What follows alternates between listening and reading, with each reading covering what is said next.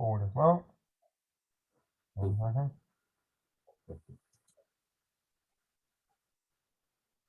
Keep chatting for a minute.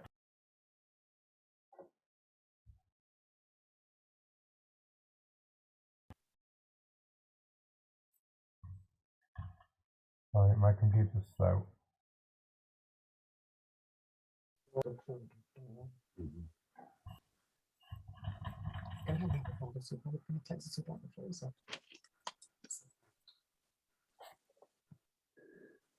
Here we go again. Yeah.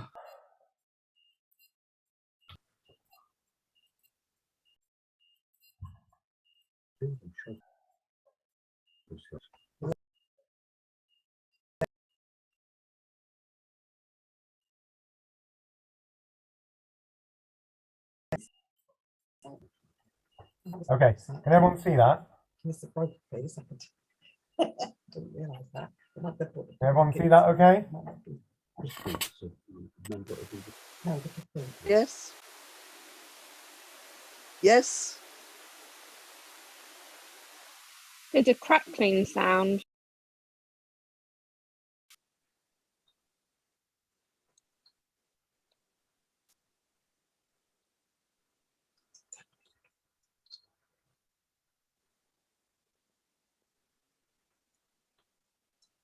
Can't hear anything. I can hear you. I can hear you.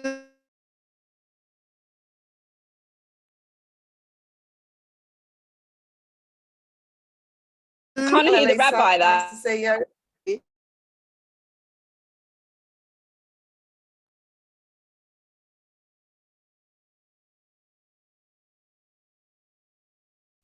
No.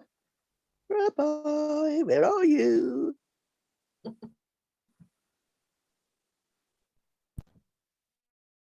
I think He he's must gone. be there because there's a little Yeah. arrow keeps moving around, so he must be doing Put your something. thumbs up if you can hear me. Something's just gone wrong. No. Hear you Okay, now. 1 second. Oh yeah, we can hear you now. It's Sally's on. Sally. Yeah, Sally. It's gone off somewhere else. It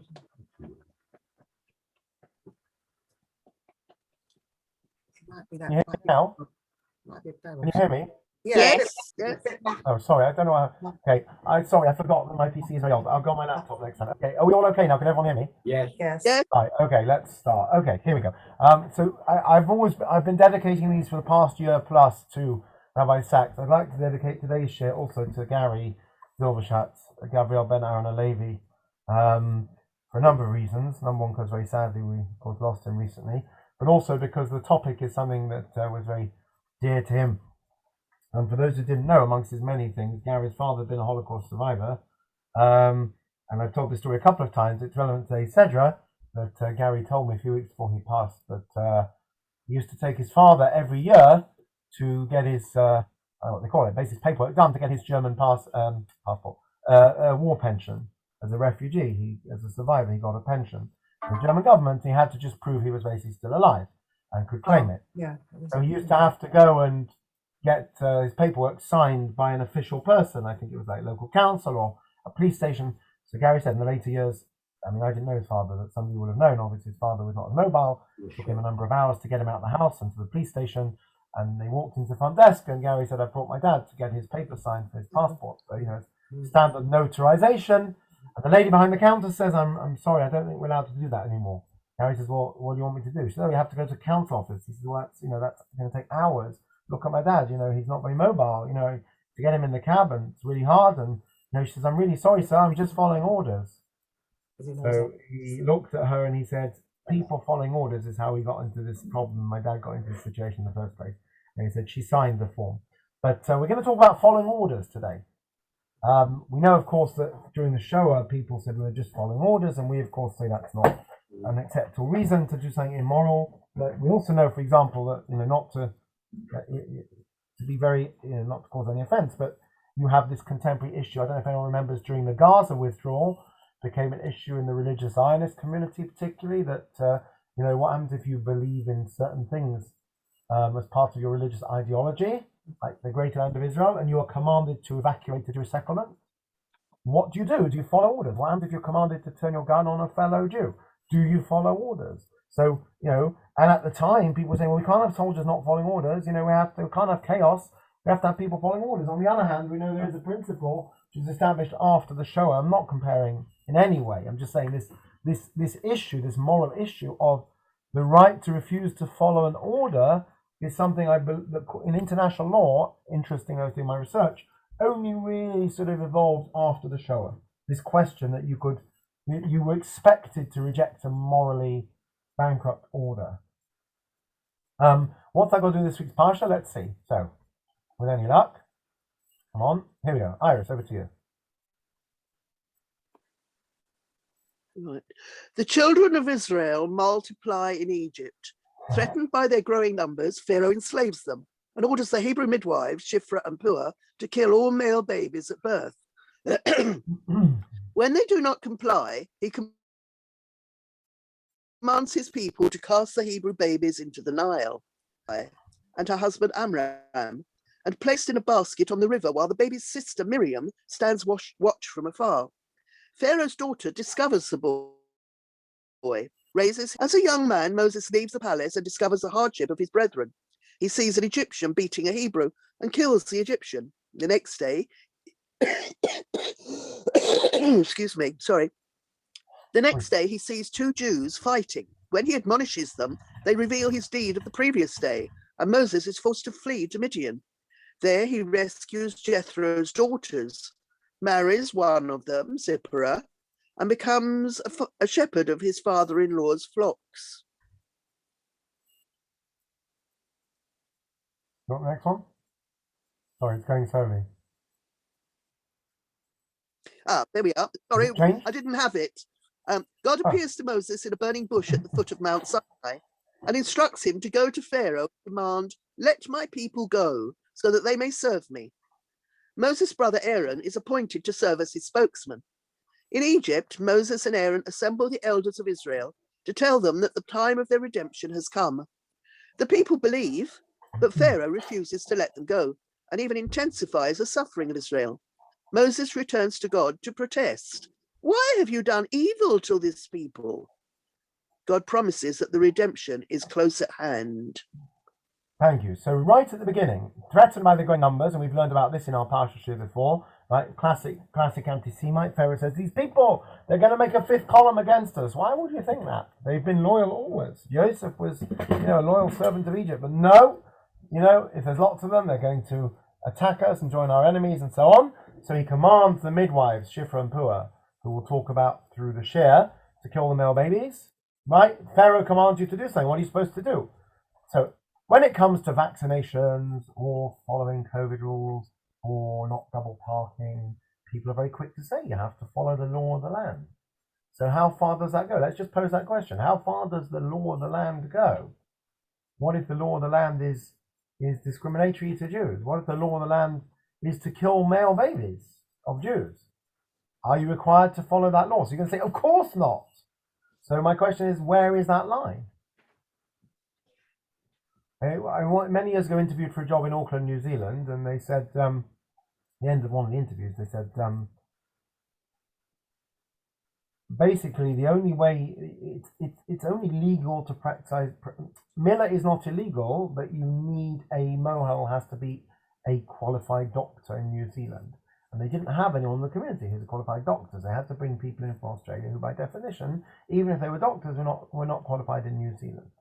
So they said, how would you feel, and I thought they were going to say about the fact that basically you have to go abroad for a bris or something like that.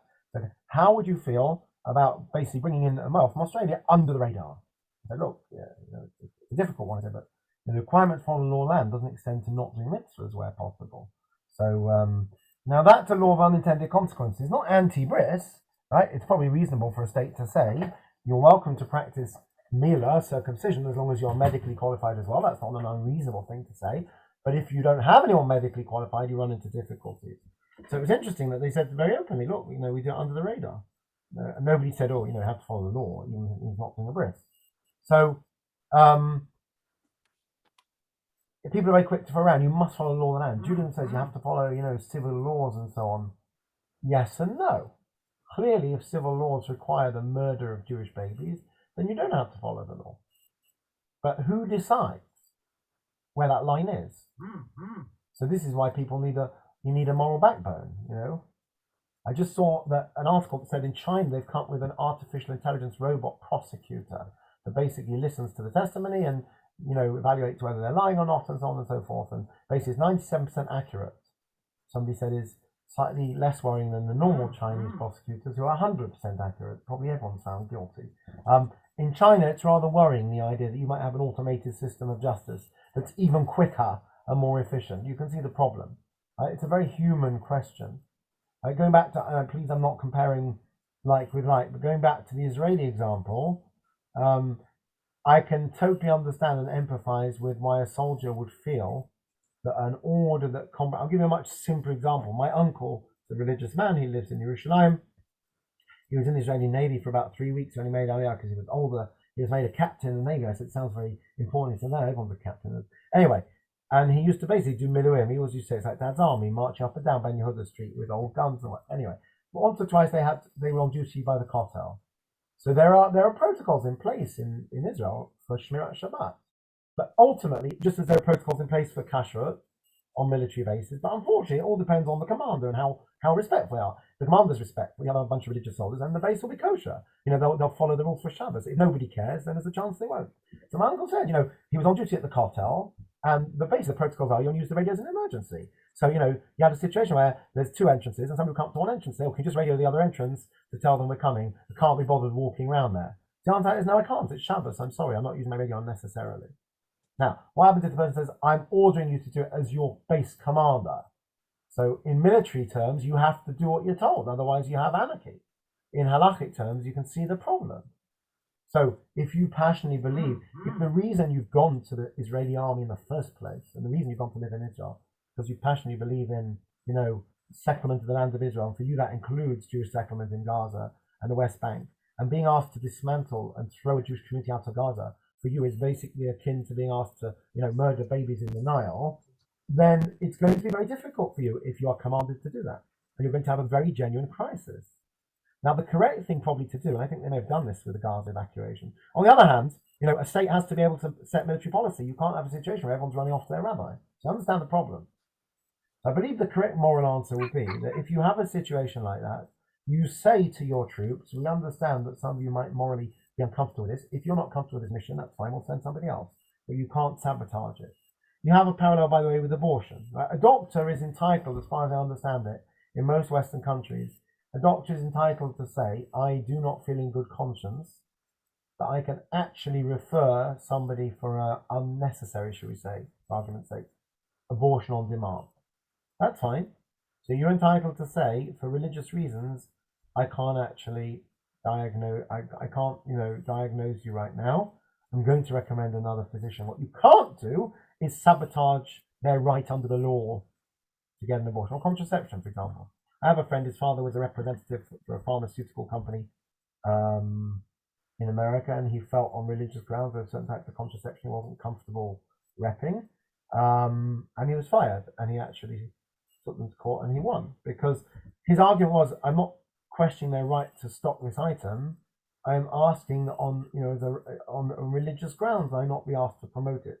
That'd be like, it's like asking a vegetarian to promote meat. They might say, look, I don't mind people eating meat, but personally it's not my thing.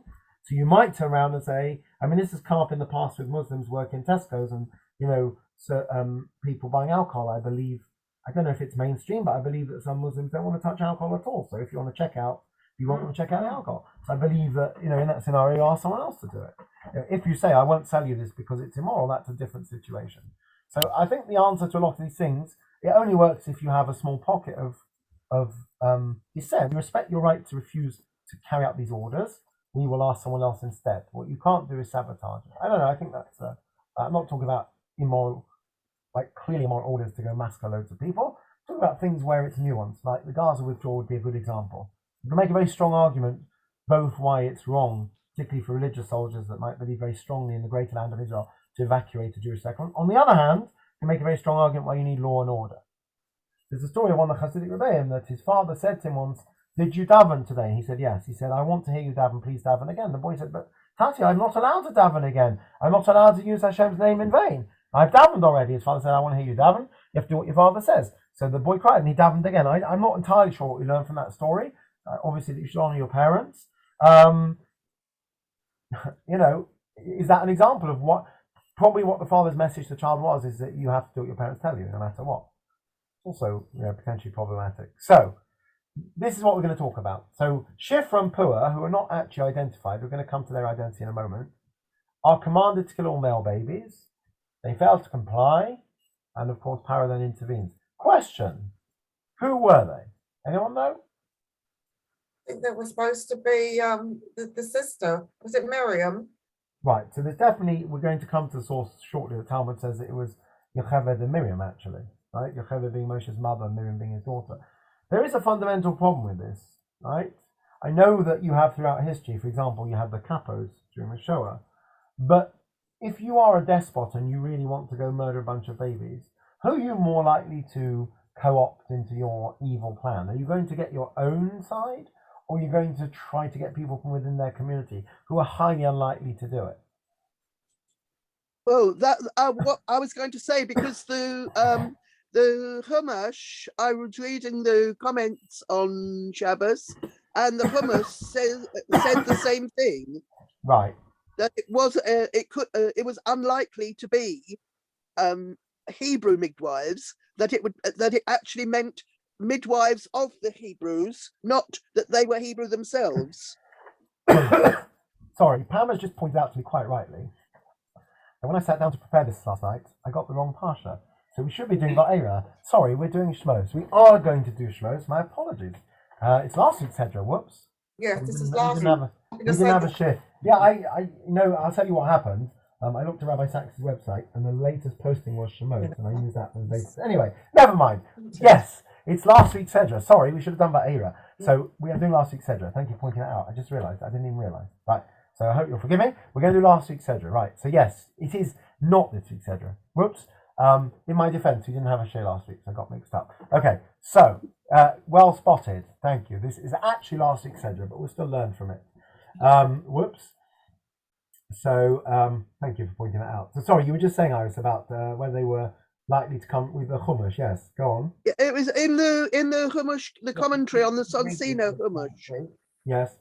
That said that the translation of the words Hebrew midwives could also be midwives to the Hebrews. Right. Very good. Correct.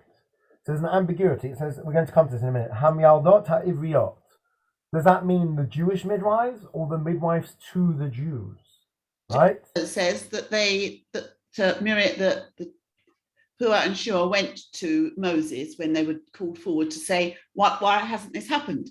Rabbi Sachs says in one of his articles that this may be a time that it's okay to tell a lie, because they said it. They just give their babies are born well before we get there. Yes. Well, clearly you're allowed to lie to save lives, right? So there's interesting questions on that as well. A classic question from the 1940s was, if I can get hold of shmad, right, which means conversion away from Judaism, was always something a person would sooner give their life up than renounce their Judaism in public. So the question was, I've got a whole show about this somewhere actually. If somebody says to you, "Oi mate, would you like a baptism certificate off the back of a lorry? Right, nice Catholic baptism certificate, only 50 quid. Yeah, put your name on it, save your life, get you out of Europe." What do you say? Are you allowed to do that? And this is essentially, according to some understanding, what the Marranos did. Right? That for expediency, they claimed something in public, but in private, very differently. So you're not even doing that. You're simply going to get a piece of paper that basically says that you converted, you were baptized, that will save your life. Are you allowed to do that? There's a whole discussion about it. I can't remember what the outcome was. Are you allowed, if you have falsified papers that would suggest that you deny your Jewish identity, but you're only doing it for ... There's a famous story. I think it was an urban legend. The Protestant bee. Anyone remember the Protestant bee story? If anyone's following what's going on in Afghanistan now with women and teachers and judges and all kinds of stuff Makes you wonder why we fought a war there, basically. But anyway, you could ask the same question about Saudi Arabia. The American troops and British troops went to Saudi Arabia to protect the Saudis and the Kuwaitis, such fine, upstanding people that they all are, in the Gulf War against the terrible Iraqis. Meanwhile, number one, I believe female soldiers were told basically to keep a low profile. And number two, Jewish soldiers were told to keep a low profile. So there was an urban myth, so much for democracy and freedom and all that. In my world, if you're America or Britain and a country asks for help, you turn around and say, it's on our terms. That means if a soldier is male, female, Jewish, Muslim, Christian, gay, straight, it doesn't matter. And if you're going to discriminate, then you don't need us to come and protect you. Thank you very much. But anyway, we don't live in that kind of a world.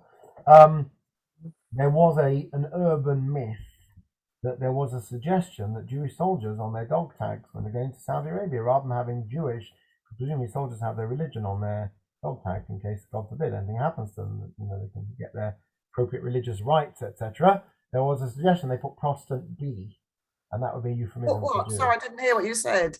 Protestant B. Protestant. I guess Protestant A is a real Protestant, and Protestant B is a Jew. So the story goes, that probably never happened, that they were offered that option and nobody took it. I don't know if it's true or not. If you're going to a place where you can't put Jewish on your ID, and you're going to fight for an ally of your country because it's dangerous to put Jew on your ID, I suggest you don't go to that place. But you don't always have that option. If anyone remembers the story, there was a police officer a couple of years ago that was arrested for refusing to protect the Israeli embassy. Anyone remember that story? And on the one hand, we say, well, you took an oath and whatever. On the other hand, I'd rather they say I refuse to do this and they do it half-heartedly or possibly not do it. So we have this issue of following order. So you could make another case. You could say, what probably some of the thinking behind the idea that you try to recruit from within a particular group, like the capos, is that you're going to cause far more damage to morale. As damaging as it is to be oppressed from outside, it's even more damaging to be oppressed from inside. So there's a discussion whether these midwives were actually Egyptian or Hebrew. We'll come to that in a moment. We're not really told who they were, but let's have a look at some of this story, if my thing will work. So here we go. So first up, right? Paro says, when you're helping the Hebrew women during childbirth, if you see the baby's a boy, kill him. If it's a girl, let her live, right? Classic question. Doesn't make much sense. Why would you let the girls live? And the Mephorshim say that when they say let her live, it means you should indoctrinate into the Egyptian lifestyle.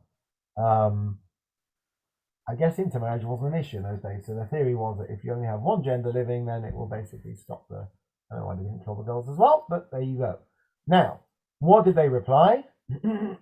So this is the phrase. Vayomer Melech Mitzrayim, the king of Egypt spoke to Lam Yaldos. Lam Yaldos there is Lam Yaldot is a miyaledet is a like from the word yalad is a midwife. Ha-ivriot, the Hebrew midwife. So yes, this is deliberately ambiguous, as Rabbi Sachs actually.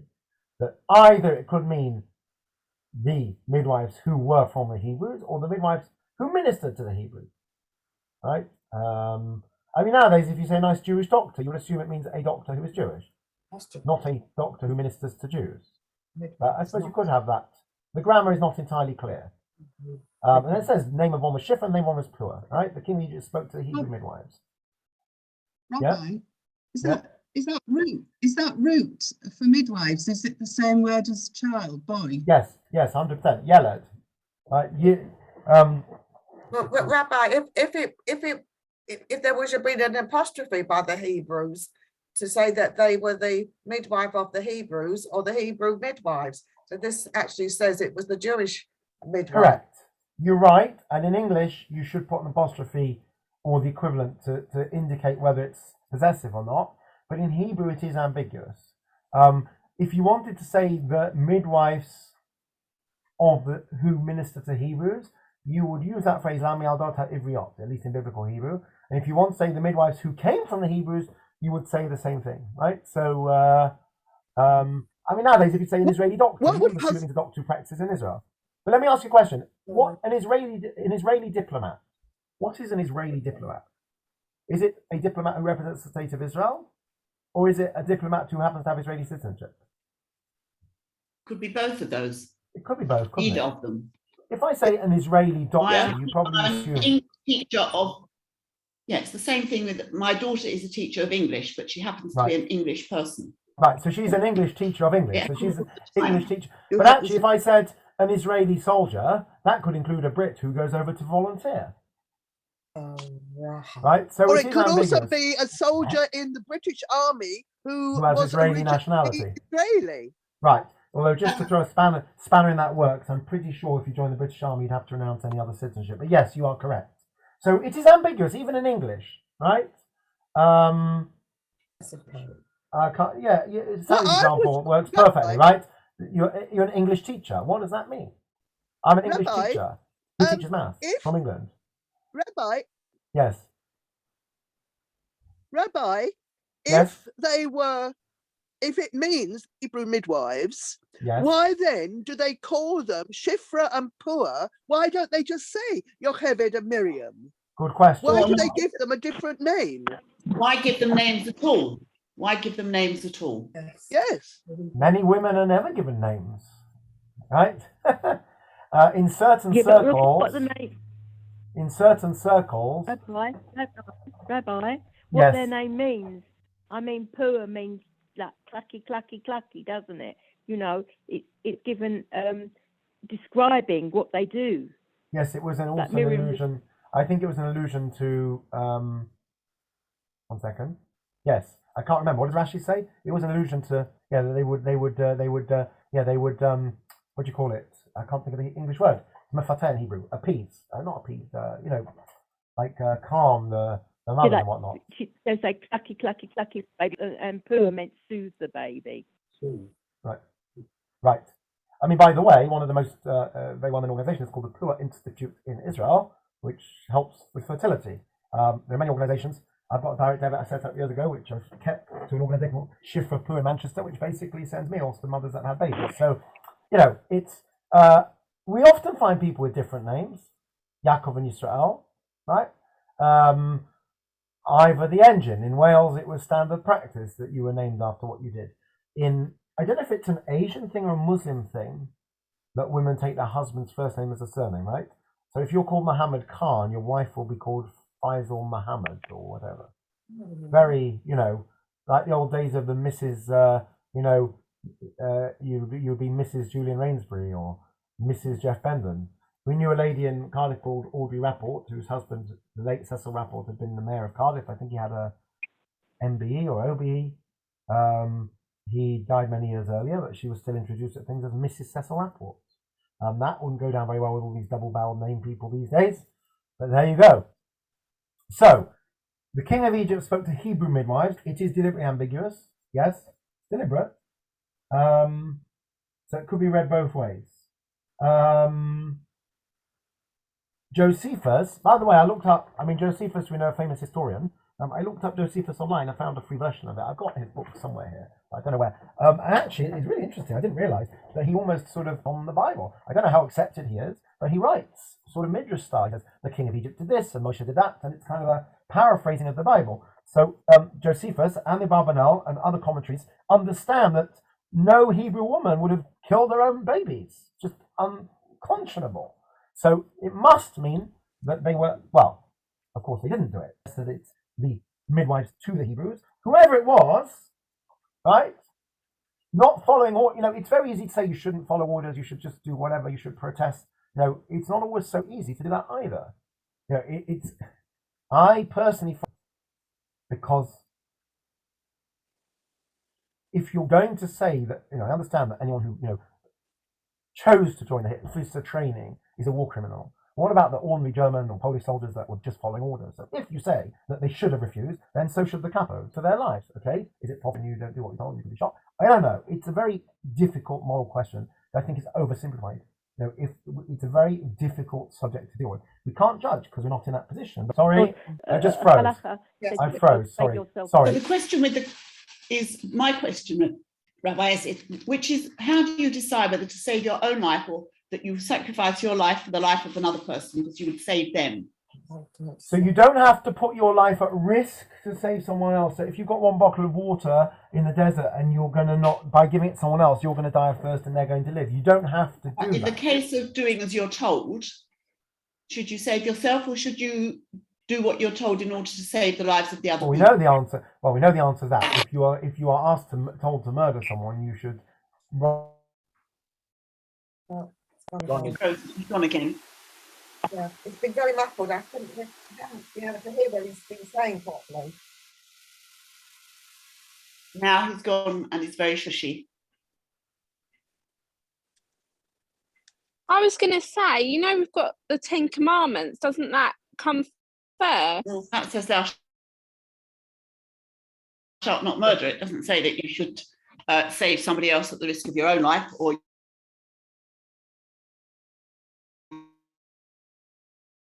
you should risk your own life to save another. I thought your question was very good, Sally, actually, in this context. Yes. Yes. Sorry, I don't know how. Okay, sorry, what were you saying? Should you, if you are in a situation whereby to save some,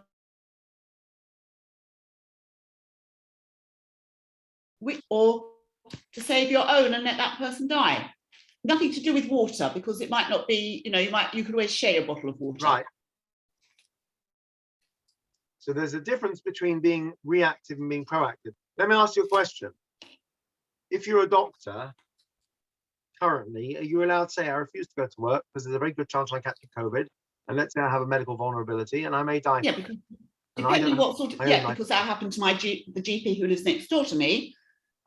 She could not go to work because she had COVID, but she could do her work using Zoom. Right.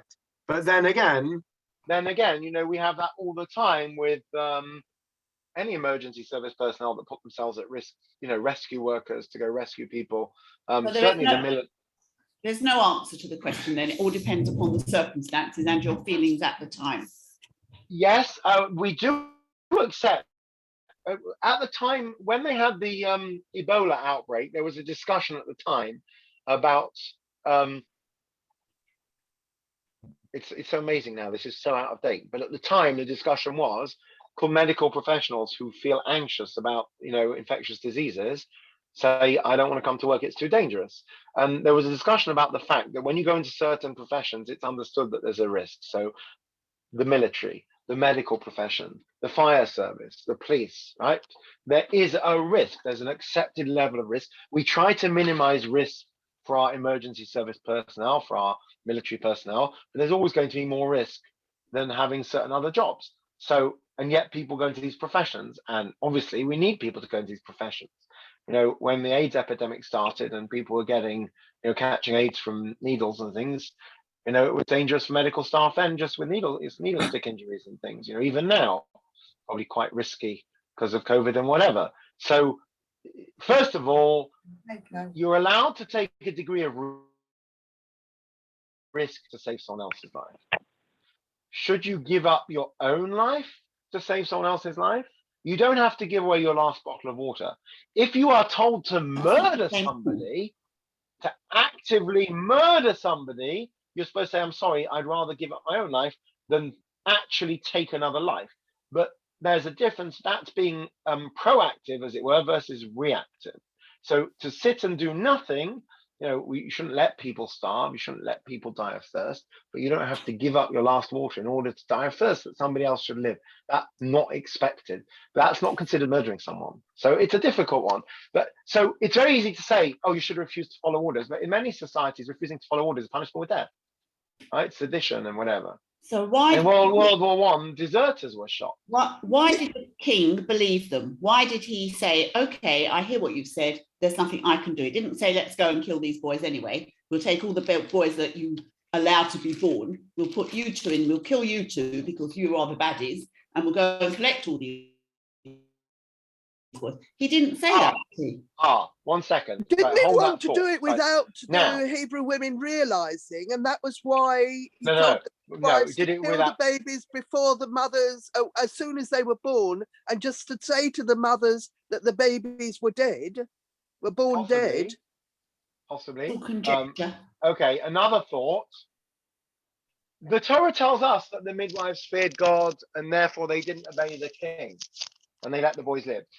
That's not what they told Pharaoh. Let's see what they told Pharaoh. 1 second. Come on. Here, what did they tell Pharaoh? Who wants to read number 4? Yeah, the babies came sooner than they got there. Right. So we can't get there in time. They're too quick, right? So it was very cleverly contrived. So who'd like to read number 4? Sally, but he could have actually just said, go and collect all these babies and we'll kill them anyway. But he didn't say that. And he didn't punish the midwives that we know of. Well, that's what I'm saying. He wanted it done under cover, as it were, that he didn't want people to know that they were being killed deliberately. He wanted the women to believe that their babies were still born dead. In the same way as But telling people that the midwives were saying that we can't do that because the mothers are having their babies before we get there, so they know their baby is alive. Right. And then you have stories of things like, what if the midwives would have said, Pharaoh is going to kill these babies no matter what? How about we do it, and we'll do it as humanely as possible? You know, you have those kind of horrible choices throughout history.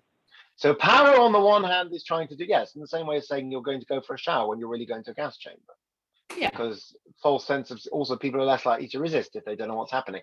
But then they come back at him, right? They say, who'd like to read number 4? Sally, would you like to read your? The midwife said to Pharaoh, because the Hebrew women are not like the Egyptian women, they are vigorous. Before the midwife can come, they've given birth. Right. So, you know, what can we do? They're giving birth before we even arrive. You know, the telephone system's slow. You know, like the ambulance service today takes 40 minutes or 3 hours or whatever. So what was his reaction to that? Good question. Its reaction was to say, right, we'll have to collect all the babies and kill them. Well, right. And then the decree was extended, of course, and Moshe was at risk even as he grew older. So ultimately, they probably didn't help the situation long term, but they refused to follow orders. Question: when did the refusal or the expectation, the right to refuse to follow an order where it's inhumane, where it's a war crime, become a legal principle? The answer is actually not until 1946 at Nuremberg. Yes. When the defense was we were just following orders, that was rejected. Yeah. That, by the way, is probably what it means. It says that they feared God. A person who fears God is a euphemism for having a moral backbone. Let's see what Avram said. But Rabbi, yes, you can be an atheist and still have a moral backbone. Okay, but in biblical terms, that's the phrase often used, that you fear a higher power, that you're answerable to someone beyond humans, and therefore you will answer to God, not to the king of Egypt or whoever. Let's see sorry. What happens if it's God that's telling you to kill people, like when he says to go and kill all the people? Correct. It does happen occasionally. Dinah. King Saul was punished. No, with Dinah, no. God never told them to do that. Remember they did that of their own accord, and they were slated for it by Yaakov. Right. The example should be Amalek, where Shaul is told to kill all of Amalek, including the women and children. That's a very difficult Parsha. And if we ever get through the book of Joshua, we'll get on to the book of Samuel. The only answer I can give you to that is it's extremely unusual for there to be a command from a Torah command to go and obliterate large numbers of people, and certainly it's not the case normally. So it's not usually God, it's usually human beings saying you need to go and murder all these people based on ... So when Avram lies about Sarah being his sister, right, and Abimelech says, why did you lie? Avram says, I thought that there's no people who fear God in this place, and therefore they'll kill me because of my wife. So fear of God is a euphemism basically for having a higher set of values. Right? They won't pounce on Sarah even though she's beautiful, because they believe in a higher power and they have a higher moral code. Okay.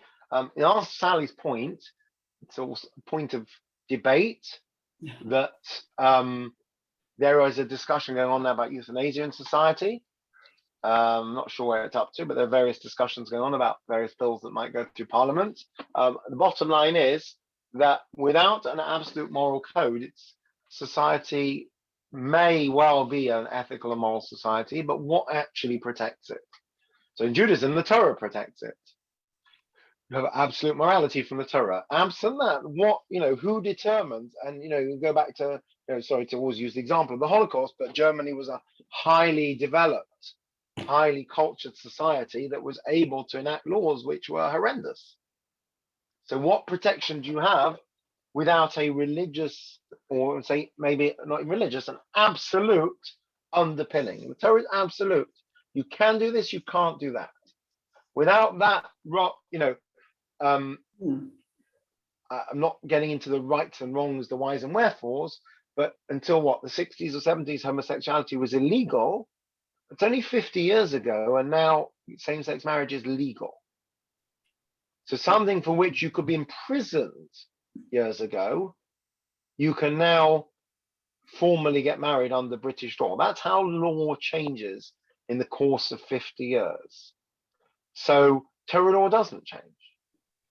Our interpretation of it may change for different times, but it's interesting. I see a lot of the comments people post on, people are still posting comments on our TV program that's posted on YouTube, and a lot of the comments are, how dangerous fundamentalist religion is.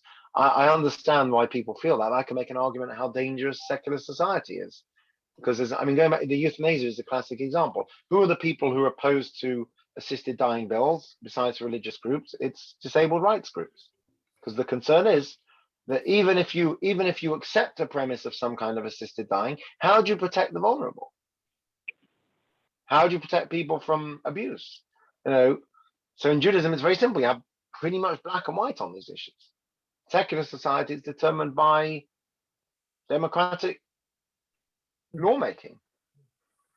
If I would have told you 2 years ago that you would be able to get fined for leaving your home, you'd say that's mad. We don't live in Russia. And yet there's a bunch of court cases waiting to go ahead of people who broke the COVID rules. Right? So, so the principle of civil disobedience, if you like, is one, it seems, that really evolved in the 40s at Nuremberg. Here's what the Talmud says, and it's a similar point here. Who'd like to read? Pam or Julian, do you want to read? Can you hear me? Yes, loud and clear. Hang on. If there is a conflict between the words of the master, Hashem, and the words of a disciple, a human being, the words of the master must prevail. Right, so in other words, if a human king tells you something, we find this throughout Tanakh. There were kings who told people to do things that were against God's law, and sometimes, unfortunately, people fell for it. You had wicked kings, like King Yerovam, who led many, many people astray. But the reality is, like we learned with false prophets, the prophet comes along and tells you you don't have to keep kosher anymore. You say, sorry, you've just disqualified yourself, because the rules that make you a prophet say that you can't preach breaking of Torah law. Oh, thank you there. It sounds easy, but in practice, when faced with that choice, we're all very quick to talk about the bystanders and people who stood by and how wrong it was, and they should have got involved. You read the diary of Anne Frank, Meep and, what was her name, Ellie, was it? They put themselves at great personal risk, because they would have undoubtedly been murdered themselves if they were caught. I think they were sent to prison camps in the end, weren't they? It's very easy for us to say, people shouldn't be bystanders, you should stand up and be counted. And I mentioned this in Shul Shabbos. It's not always so easy to do that. Would you stand up to a maniac with an axe, or, somebody with a gun? It's easy to preach from the sidelines. When you're faced with that, when the all-powerful king of Egypt tells you you're going to murder all the boys that are born, I'm sure he would say, otherwise I'll have you hung, drawn, and quartered. It's a difficult one. So there are those who say that they were Egyptian. And interestingly, what does the Torah tell us subsequently? It says, who'd like to read number 7? Who hasn't read yet? Anyone? Yeah. So God was kind to the midwives, and the people increased and became even more numerous. And because the midwives feared God, he gave them houses. I don't want to rest that verse, right? He rewarded them. Okay, so they feared God. But even if you do fear God, it's very difficult when someone's got a gun to your head. There's a famous story that the previous Lubavitcher Rebbe, someone pointed a gun at him and said, this little toy has made many men quake in fear. And his answer was, to someone who only has one world and many gods, that frightens them. Someone who has one God and more than one world. So, what are you going to do? You'll blow me into the next world. Okay, I believe in God. I don't believe in whatever. So it's not so easy to say that when someone's pointing a gun at you and saying you must do this. So these midwives were pretty holy people, whoever they were, because it would have been much easier to go along or to wimp out of it, but they didn't. They basically secretly helped the Jews to have their babies, whilst at the same time telling Pharaoh a lie, which is, oh, what can I do? I get there, they're already born. Sorry. Yeah, they're pretty holy people. So this is what the Talmud has to say about them. Let's see. Let's end on this. Who'd like to read the Talmud? Who volunteers? Julian. Can't hear you, Julian. Oh, you're fading out again. No. I can't hear you. Oh, yes, yes.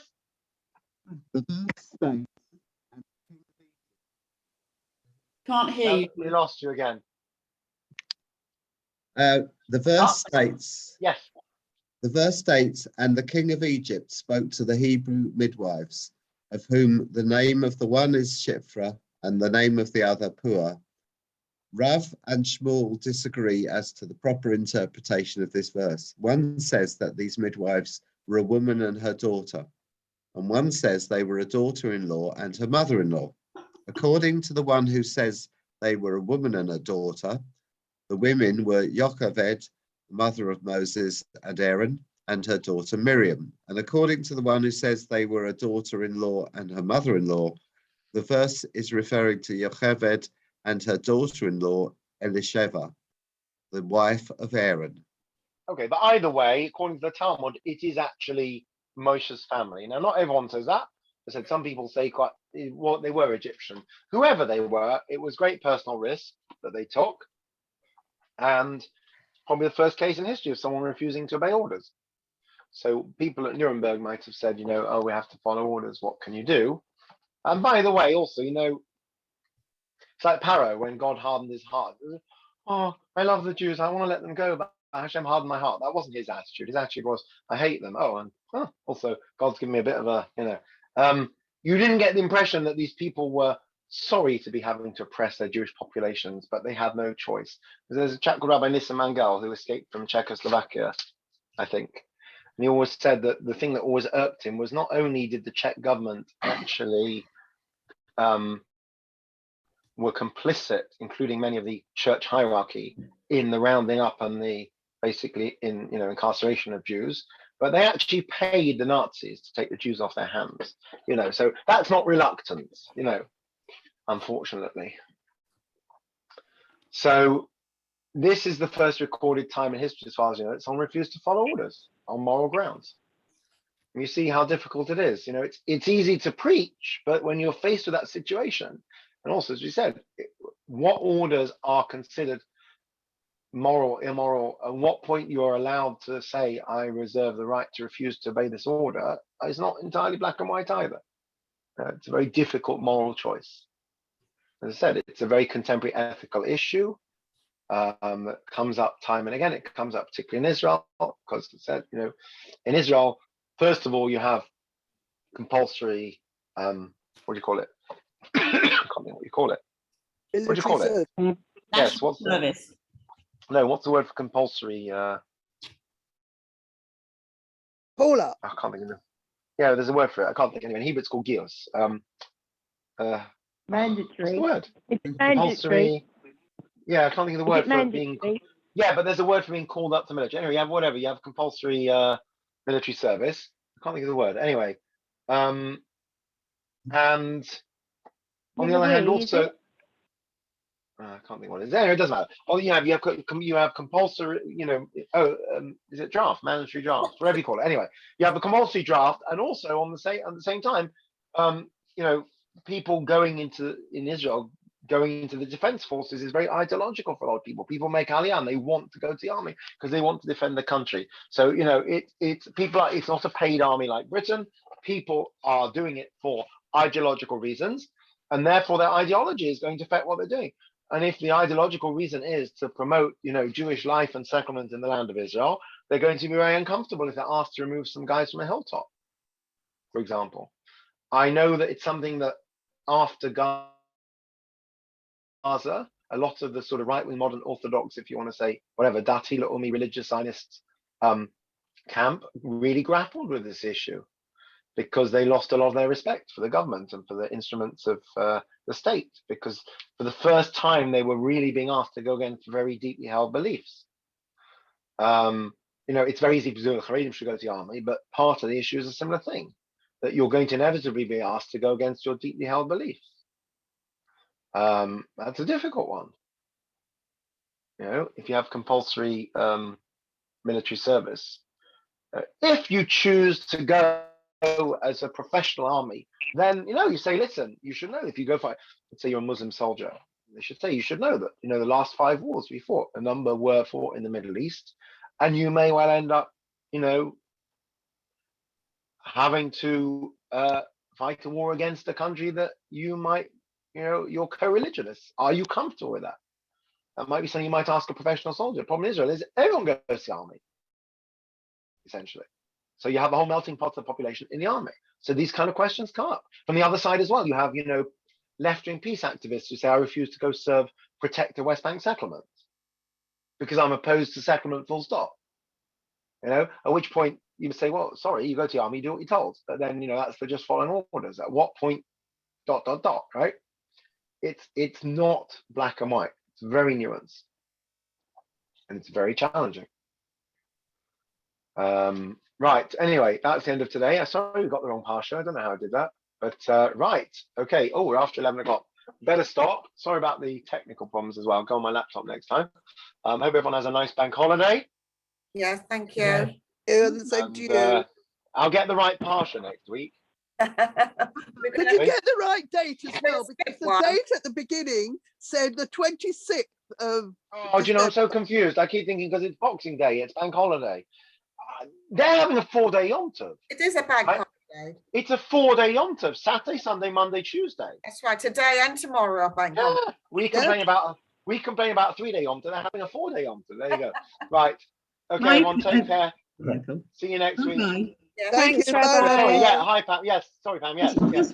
Just wanted to say that we really enjoyed the class on Joshua yesterday, as Thank you. the Bendons did as well, I think. Great. It is Very available good. to thank you very much. And you can catch up on Actually, YouTube for anyone that missed it. When we were in lockdown, I did read about Joshua, but you know what? I can't remember anything I read. So Good. I did read. I was Thank you very much. trying to read. It also worked quite well having the hybrid. I was surprised the mic actually picked up Howard and Julian. So now is not the time for this, but at some point people might want to go back to in person for this share. So we could possibly do that. We sat in the team room, there's plenty of space, and we have the screen on the wall. So it's something we could possibly do. Anyway, 1 week at a time. But thank you very much. Okay. Right. Bye. Have a good week, everyone. Bye, Rabbi. Bye. Thank you. Bye, Bye, Mark. thank you. Nice to Thank see you. Bye, Beryl.